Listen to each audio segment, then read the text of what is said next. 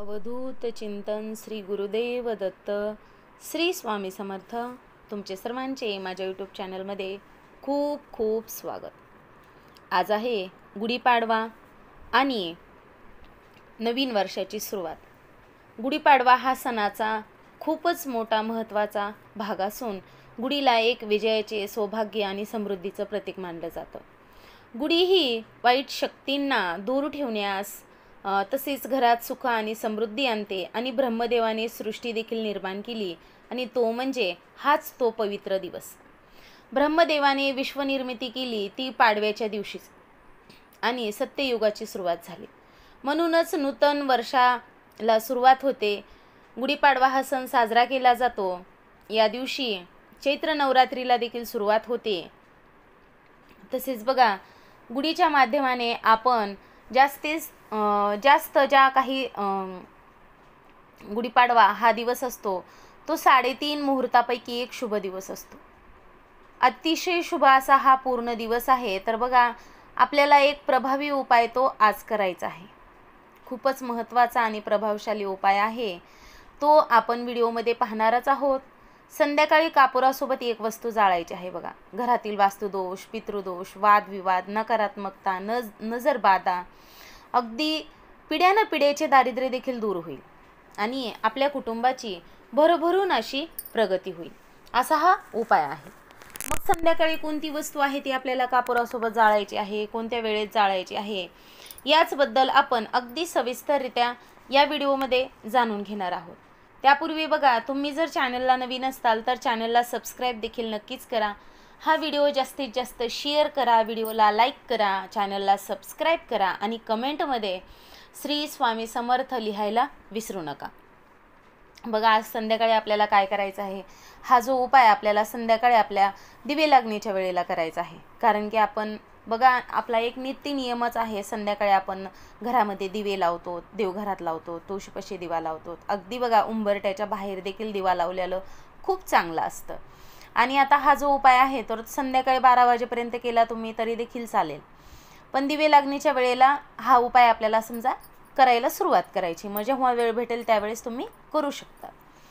कारण की बघा, दिवे लागण्याच्या वेळेला माता लक्ष्मीचे आपण आपल्या घरातील मोठे व्यक्ती म्हणतातच की आता घरात लक्ष्मीची वेळ झाली, दिवा लावायचा. घरातील आपण दिवे देखील म्हणजे आपले लाईट वगैरे देखील लावतो, दरवाजा उघडा ठेवतो. तर मग बघा, आता हा जो उपाय आहे, घरात नेहमी माता लक्ष्मीचा कायमस्वरूपी वास राहील. गुढीपाडव्याच्या दिवशी लक्ष्मी प्राप्तीसाठी आणि धनप्राप्तीसाठी हा जो उपाय आहे तर खूपच महत्त्वाचा आणि प्रभावशाली आहे. आजपासून म्हणजे आज गुढीपाडवा आणि आजचपासून आपल्या नवीन वर्षाची सुरुवात होत आहे आणि आज जर हा उपाय केला तर अगदी बघा, पूर्ण वर्षभर तुमची भरभरून अशी प्रगती होईल. आणि याचसाठी आपल्याला हा जो उपाय आहे तो करायचा आहे. आपण घरात तर दररोजच कापूर जाळतो. हा जो कापुराचा धूर असतो तर तो अतिशय पवित्र असतो. त्या धुराने आपल्या घरातील जे काही दोष आहेत ते पूर्ण दूर होतात. आपल्या अगदी जीवनामधील किती छोटी अडचण असू द्या ती देखील दूर होईल. आपण हाती घेतलेल्या कामाला आपल्याला भरभरून यश येईल, असा हा प्रभावशाली उपाय आहे. आणि इतकी त्या कापरामध्ये म्हणजे एक वेगळीच दिव्य शक्ती असते. त्यामुळे आपल्याला हा जो उपाय आहे तर तो करायचाच आहे. बघा, आता मग घरामध्ये आपल्या बघा कोणतंही शुभ कार्य असू द्या, अगदी आपल्या व्यवसायाच्या ठिकाणी असू द्या किंवा कुठेही समजा आपण घरामध्ये निर्विघ्नपणे पार पडत नाही किंवा मग आपण आपल्या हाती घेतलेले कामं देखील समजा काहीतरी त्याच्यामध्ये अडचणीच येतात. आपल्या घरामध्ये कुठेतरी समजा आपण इतकं जुळवून घेण्याचा प्रयत्न करत असतो तरी देखील वाद म्हणजे चालू असतातच. मग या जी काही समस्या आहेत तर त्याच दूर करण्यासाठी बघा, आपल्याला हा जो उपाय आहे तर तो आज संध्याकाळी करायचा आहे. तर आपल्याला काय करायचं आहे, आपल्या दरवाजावरती देखील एक म्हणजे मी तुम्हाला म्हटलंच, देवघरापाशी दिवा लावायचा, तुळशीपाशी दिवा लावायचा आणि आज गुढीपाडवा आहे, आपल्या उंबरट्याच्या बाहेर देखील नक्की एक दिवा लावा.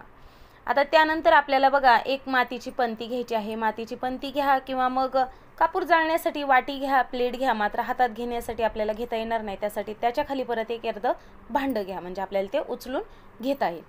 त्यानंतर बघा, आपल्याला अखंड अक्षता घ्यायच्या आहेत.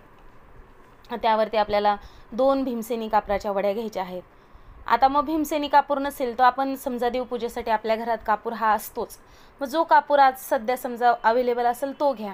नंतर आपल्याला हिरवी वेलची घ्यायची आहे बघा आपल्याला. नंतर अखंड फुलांच्या लवंगा. आता हे आपण समजा 2 किंवा 5 याप्रमाणे घ्या. 5 लवंगा 5 वेलची घेतली तरी चालेल. नंतर आपल्याला तेजपान, आता मसाल्यातलं तर सर्वांच्याच घरी असतं, तेजपान देखील घ्यायचं आहे. कारण की बघा हे जे आहे ना तेजपान, हे तांत्रिक क्रियामध्ये याचा उपयोग केलाच जातो. आता घरामध्ये जेव्हा आपण कापूर जाळतो त्यासोबत जर आपण हे तमालपत्र जर जाळलं तर आपल्या घरातील सर्व जे काही दोष आहेत ते दूर होतात आणि आपल्या मनातील इच्छा पूर्ण होतात. मग आपल्याला एक आसन घ्यायचं आहे. त्यानंतर बघा आपल्याला त्यावरती बसायचं आहे. आपण हे सर्व जे साहित्य घेतलं होतं हे कापूर जाळण्याचं समजा भांडं वगैरे ते देखील घेऊन बसा. त्यानंतर आता कापूर आपण लावून घ्यायचं आहे.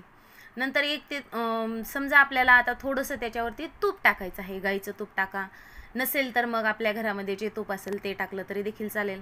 आपल्या उजव्या हातामध्ये आपल्याला हे तमालपत्र घ्यायचं आहे, त्या कापुरासोबत जाळायचं आहे. जेव्हा आपण हे तमालपत्र आहे ना आपल्या हातामध्ये घेऊ, त्या कापुरावरती धरून जाळणार आहोत, तेव्हा बघा आपल्याला 99 मंत्राचा जप करायचा आहे.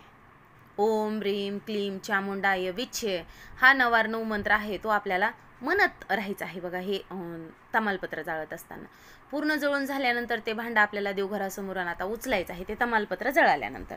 आणि नंतर आता हे आपण जे सर्व साहित्य एकत्र केलं होतं हा धूर आपल्या पूर्ण घरामध्ये फिरवायचा आहे. नंतर बघा आपल्याला थोडा वेळ एक मिनिटभर तरी आपल्या मेन डोअरसमोर थांबा. नंतर आपल्या देवघरासमोर हे भांडं आणून ठेवायचं आहे. तो मंत्र आपण म्हणतच राहू द्यायचा आहे, ते चालूच राहू द्यायचं आहे. या पूर्ण वस्तू जळत आहेत तोपर्यंत आपल्याला या मंत्र म्हणायचा आहे. नंतर या वस्तू जर काही शिल्लक राहिल्या तर निर्माल्यामध्ये टाकून द्या, किंवा मग त्यामध्ये काय करा, आता हे जे आपण कापूर जाळण्यासाठी घेतलं होतं त्यामध्ये थोडंसं पाणी टाका.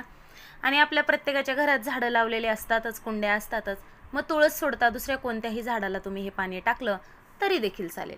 असा हा अगदी सहज शक्य होईल असा हा प्रभावशाली उपाय आहे, तो आपल्याला आज संध्याकाळी करायचा आहे. अगदी कुटुंबाची भरभरून प्रगती होईल आणि जीवनातील ज्या काही समस्या आहेत त्या देखील दूर होतील. तर बघा असा हा आपण उपाय जाणून घेतलेला आहे. तर तुम्हाला माझा हा व्हिडिओ आवडला असेल तर नक्कीच तुम्ही व्हिडिओला एक लाईक करा, शेअर करा आणि चॅनलला देखील सबस्क्राईब नक्कीच करा. आजची झालेली सेवा स्वामी महाराजांच्या चरणी अर्पण करते आणि माझा हा व्हिडिओ इथंच थांबवते. श्री स्वामी समर्थ. जय जय स्वामी समर्थ. धन्यवाद.